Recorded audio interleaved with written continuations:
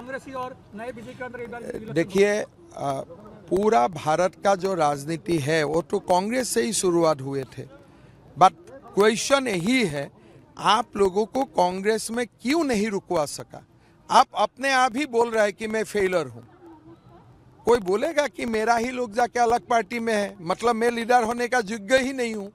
ऐसा तो दुनिया में मैं नेता खुद पहला बार देखा हूं जो खुद ही बोल रहा है कि मैं लोगों को रख नहीं सकता हूं। ऐसा तो दुनिया में कोई नेता हमने जीवन में नहीं देखा। कल प्रचार करने के लिए सोनपत गए थे गौरव गोगोई जी। उनको तो पाकिस्तान जाना चाहिए কি মানে আদৰ্শ কংগ্ৰেছী বুলি কোনে নিজে নিজে কৈছে? যোনে APSC 1.5 কোটি 2 কোটি টকাকৈ ঘোষ লৈছিলে আৰু যোনে বিনা পইচাত চাকৰি দিছে, আদৰ্শ কাৰ লগত আছে? আপোনালোকে দুটা ঘূৰাই প্ৰশ্ন কৰিব নোৱাৰে নেকি? এটা চৰকাৰী চাকৰি দিওঁতে এই তথাকথিত আদৰ্শসকলে 1.5 কোটি টকা লৈছিল আৰু বিজেপিয়ে 1.5 লাখ চাকৰি বিনা পইচাত দিছে, দুখীয়া ল'ৰা ছোৱালীক দিছে।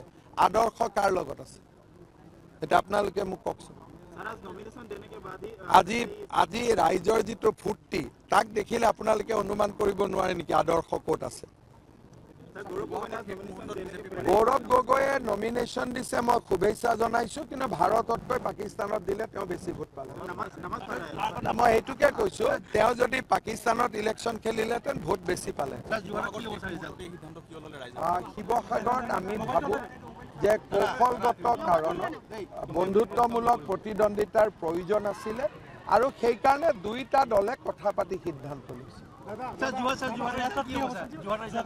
মোক গোটেই 126টা ৰিজাল্ট মই জানো, গতিকে আপুনি যদি মোক জালুকবাৰী ৰিজাল্ট সোধে মই ক'ব পাৰিম, 126টা ৰিজাল্ট মই ক'ব পাৰিম। হ'ব, থেংক ইউ।